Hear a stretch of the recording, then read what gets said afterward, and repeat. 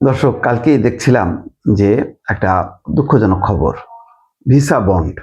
আমাদের আব্দুল নূর তুষার বলছেন যে জেমস বন্ড হচ্ছে খুবই জনপ্রিয় একটা চলচ্চিত্র সিরিজ, আর আমরা পাইছি হচ্ছে ভিসা বন্ড।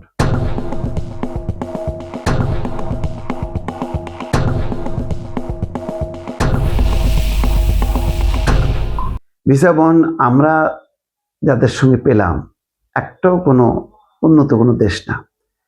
এশিয়ার মধ্যে, দক্ষিণ এশিয়ার মধ্যে আছে নেপালের নাম দেখলাম, ভুটানের নাম দেখলাম, আর অধিকাংশই হচ্ছে আফ্রিকার দেশ, কিছু লাতিন আমেরিকার দেশ। সিগনিফিকেন্ট কোনো দেশ না। সেই তালিকায় যখন কি বাংলাদেশ চলে যায়, তার পাশাপাশি যখন জাতীয় নিরাপত্তা উপদেষ্টার সঙ্গে মানে ওয়াশিংটন ডিসিতে দেখা যাচ্ছে মার্কিন বাণিজ্য প্রতিনিধি জেমিসন মেয়র বৈঠক করছে এবং বাংলাদেশি ব্যবসায়ীদের ভ্রমণ সহজ করতে যুক্তরাষ্ট্রের প্রতি আহ্বান জাতীয় নিরাপত্তা উপদেষ্টা। এগুলি খুব আশা জাগায় না, কারণ আমেরিকার সাথে বলা হয় যে এখন যেহেতু টানাপোড়েন ভারতের সাথে, তো এই অঞ্চলে সম্ভবত বাংলাদেশকে তারা বেছে নিয়েছে যে তার বন্ধু। তা কি হলো? তাহলে তো দেখা যাচ্ছে যে বাংলাদেশের থেকে পাকিস্তান অনেক ক্লোজ হয়ে গেল। এই অঞ্চলে দক্ষিণ এশিয়ার মধ্যে যদি ভারতকে বন্ধু মনে না করে, তাহলে বন্ধু মনে করছে পাকিস্তানকে। বাংলাদেশ তো যেই তিমিরে সেই তিমিরেই থেকে গেল। হ্যাঁ, শুল্কটা তারা 20% রাখছে বা 21, তো সেটা তো বলা যায় যে অন্য একটা হিসাব। সেটা হলো যে শুল্ক যদি বাড়ায়, তাহলে আমেরিকায় এই গার্মেন্টস পণ্য দাম বাড়বে, তৈরি পোশাকের।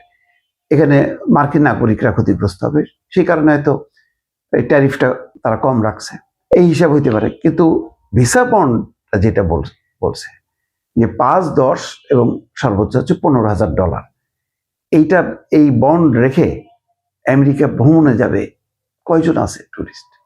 যারা ধনী ব্যক্তি তারা হয়তো যাবে। তাহলে ব্যাপক হারে যে মানে প্রতি বছর টুরিস্টরা যেত, হয়তো তার ওখানে আত্মীয় স্বজন আছে, সে একটা ইনভিটেশন পাঠায়, আবেদন করে। তার সে হয়তো একজন ডাক্তার হইতে পারে, একটা ইঞ্জিনিয়ার, শিক্ষক হইতে পারে, বিভিন্ন পেশার থাকে না, মধ্যবিত্ত। তার পক্ষে কি সম্ভব? যদি মিনিমামটা হয় $5,000, সেটাও তো প্রায় মানে 6.5-7 লাখ টাকা মতো। তো এইটা বন্ড দিয়ে সে যাবে, তারপরে মানে ফিরে এসে কখন পাবে? এই টাকা তার আটকে থাকবে, বা কেনই বা এই টাকা খরচ করে? কারণ আমেরিকা যখন যাবে তার তো খরচ আছে। তো যাই হোক, এত মানে ব্যাখ্যার ব্যাপার নেই। মোট কথা, এটা আমাদের জন্য একদিক থেকে অপমানজনক, অন্য দিক থেকে এটা অত্যন্ত ব্যয়বহুল। তো এই ওদের ডক্টর মোহাম্মদ ইউনূসের জামানায় এইরকম তুষার বলছিলেন যে ইউনূসের সাফল্যের টুপিতে আর একটা হলো পালক যুক্ত হলো। তা আসলেই তাই।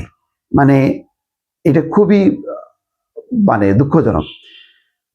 যে রিপোর্টে বলা হচ্ছে প্রথম আলোর, যে এই প্রেক্ষাপটে যুক্তরাষ্ট্রের ভিসা বন্ডের তালিকায় বাংলাদেশকে অন্তর্ভুক্ত করার বিষয়ে জেমিন গ্রিয়ার এর দৃষ্টি আকর্ষণ করেন খলিল রহমান, জাতীয় নিরাপত্তা উপদেষ্টা। এই সময় ইউএসটিআরকে বলেন, যুক্তরাষ্ট্র থেকে পণ্য আমদানি সহ দেশটিতে ভ্রমণ এর মধ্যে বেড়েছে।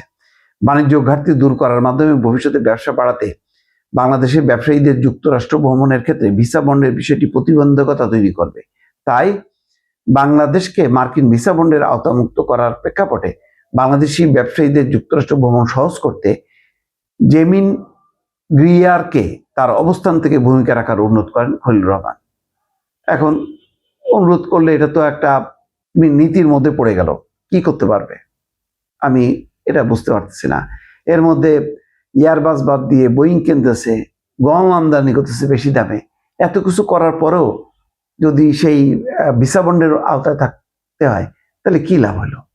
আমরা তো মানে আমেরিকার কাছ থেকে তো কোনো সুবিধা পাচ্ছি না, বরং উল্টা তারা আমাদের কাছ থেকে নিয়ে যাচ্ছে। একই শুল্ক দিয়ে আমাদেরকে বোয়িং কিনতে বাধ্য করতেছে, ওদের দামি গম কিনতে বাধ্য করতেছে, তারপরে তুলা কিনতে বাধ্য করবে।